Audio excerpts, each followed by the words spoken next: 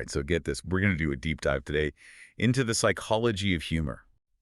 You sent me this lecture on the role of humor and attraction. And honestly, it's got me thinking, like, why are we so drawn to funny people? What's the magic behind humor?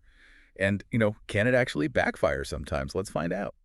Yeah, I thought it was really interesting too, like it's not just surface level, this laughter thing goes way deeper. You know what I mean? Like it can really affect us, especially when we're thinking about potential partner. Oh, absolutely. So let's break it down, huh? The lecture talked about laughter releasing dopamine. What's that all about? Oh yeah, it's wild. Laughter actually triggers a release of dopamine. And dopamine is basically like a pleasure chemical in your brain, like when you eat chocolate or listen to good music, same kind of thing. Okay, so it's like our brain is hardwired to be like, hey, this person makes me feel good. Let's hang out more Mm. because of that dopamine rush. And is that why we find funny people attractive? Yeah, pretty much. The brain's like, good times, more of this, please. But it goes even deeper than that. Like, if you think about it from like an evolutionary perspective, laughter was actually like crucial for survival. Wait, really? Okay, I can see how humor lightens the mood, but survival. Help me out here. Well, think about it, right? Laughter shows you're enjoying something. It helps build trust, strengthens those social bonds. And those bonds, super important for survival, especially way back when. We had to rely on each other, on our tribe for protection and stuff. So those who could, connect and build that trust through laughter, they probably did a lot better. So humor is like this ancient social glue. Like it helped our ancestors build stronger communities, which were then more likely to survive and pass on those genes that made them laugh. So then we, their descendants, are still wired to find humor attractive. Bingo, you got it. And you know what's crazy? That instinct is still so strong today. You can see it in how we pick our partners. Studies show time and time again that both men and women, they rank sense of humor really high. Like it's a deal breaker, Yeah, for sure. It's right up there with kindness and intelligence, for sure. But hold on, there was this one thing that really caught my ear. It was about how men and women actually see humor differently when it comes to dating. Right, right. The research kind of suggests that men, they really care if women appreciate their jokes. Like, that's a big deal for them. But women, they're more into men who can make them laugh. It's different.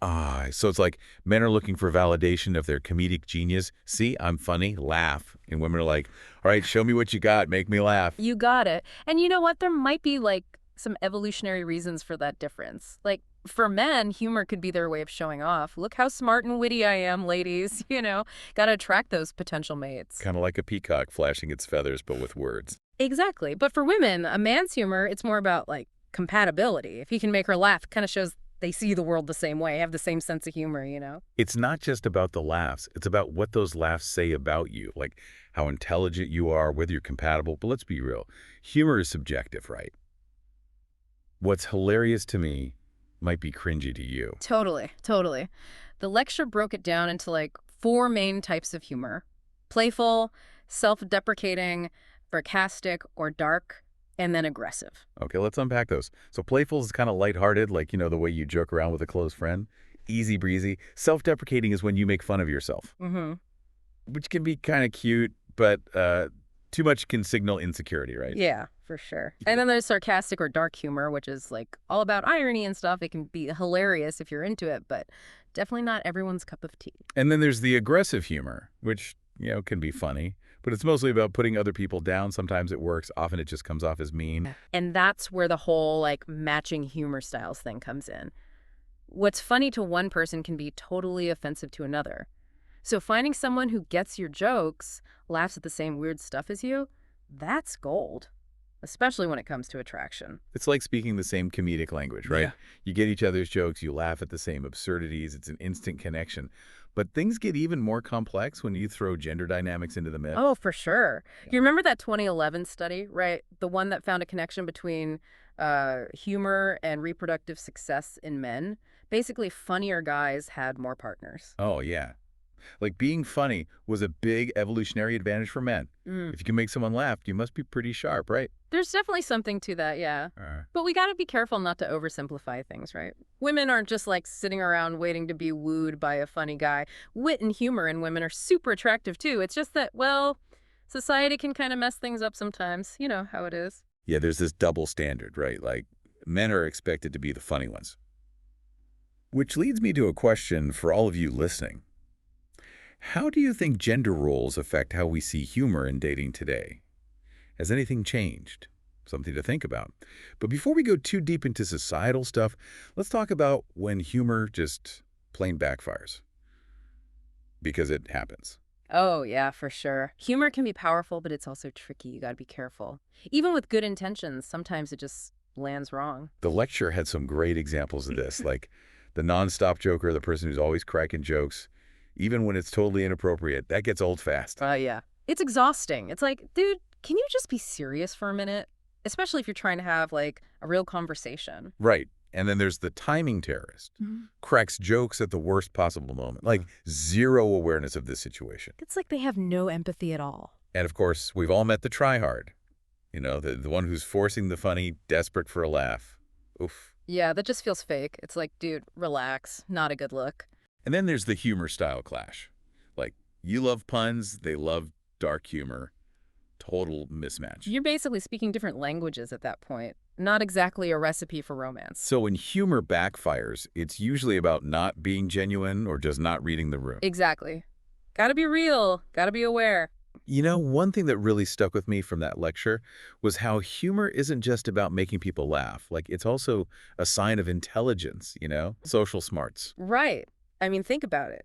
To come up with a good joke or, like, a really clever comeback, you gotta be quick on your feet, creative, and, like, understand how people work. It's harder than it looks. Oh, yeah, totally. Takes, like, mental agility. You got to pick up on social cues and stuff. It's like a workout for your brain. So when we laugh at someone's jokes, it's not just that we think they're funny.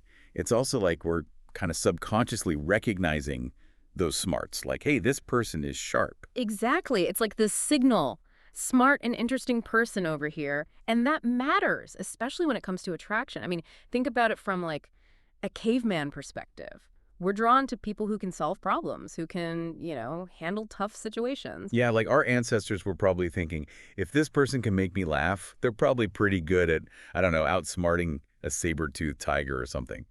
Those skills are still valuable today, even if it's just, like, figuring out where to go for dinner. Totally. And you know what else is valuable? Confidence.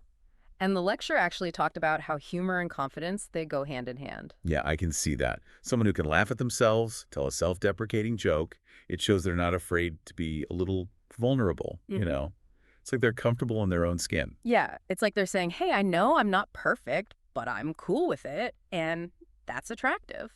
Way more appealing than someone who's like super serious all the time. Oh, absolutely. Humor lets you be confident and approachable at the same time. So basically, humor is like a shortcut to showing people you're smart, confident, and all those other awesome qualities. No wonder we love funny people. It's a powerful combo for sure. And it's not just about romance either.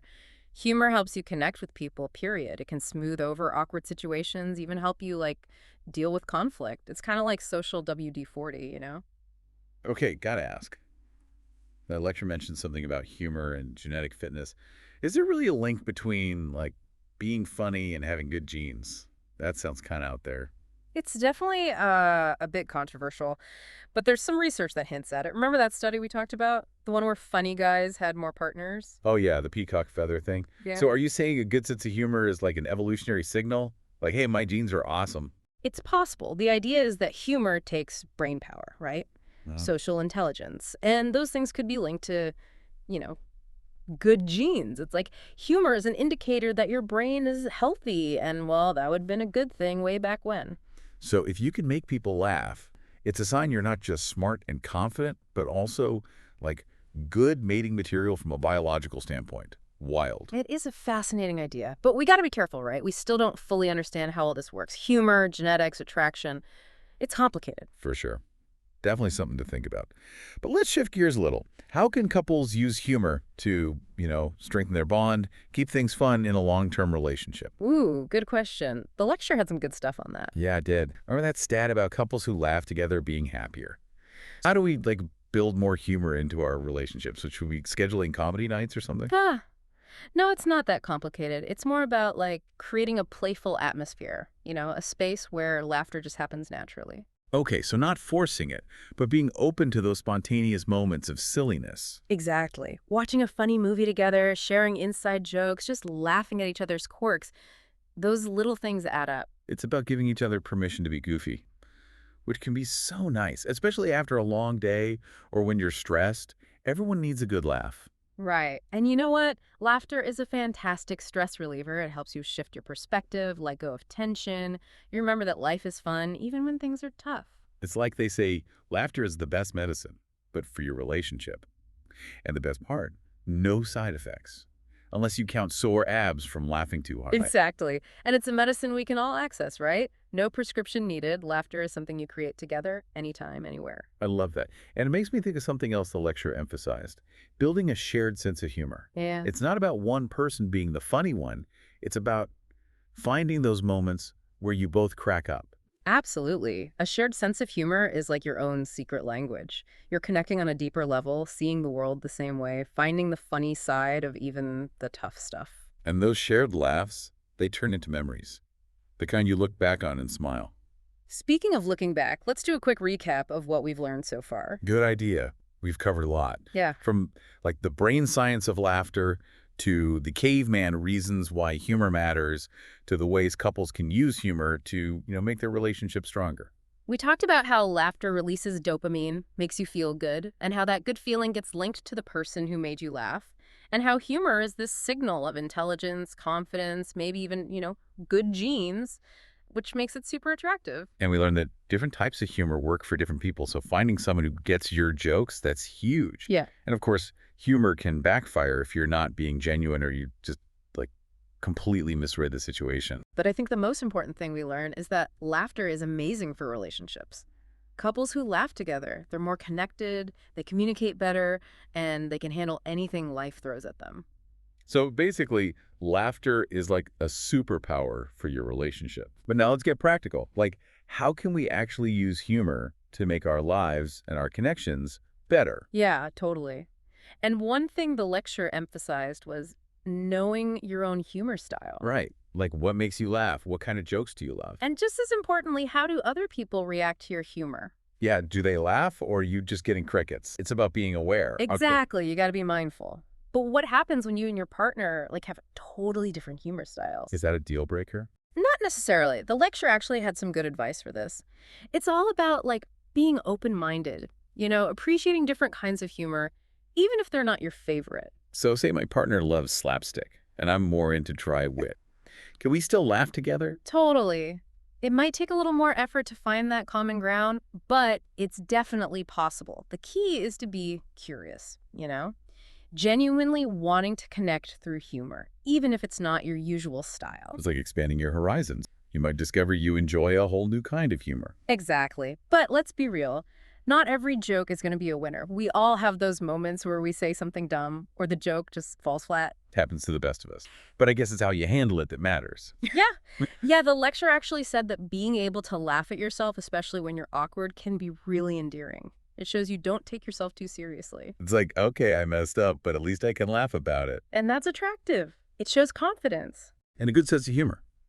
But speaking of good humor, the lecture also talked about how sometimes people use humor as a defense mechanism, to hide insecurity or avoid talking about real stuff. Yeah, that's a good point. There's a difference between using humor to lighten the mood and using it to push people away. Right. It's about being honest with yourself. Why are you making this joke right now? Exactly. And if you realize you're using humor to avoid dealing with stuff, maybe it's time to, face those feelings head on.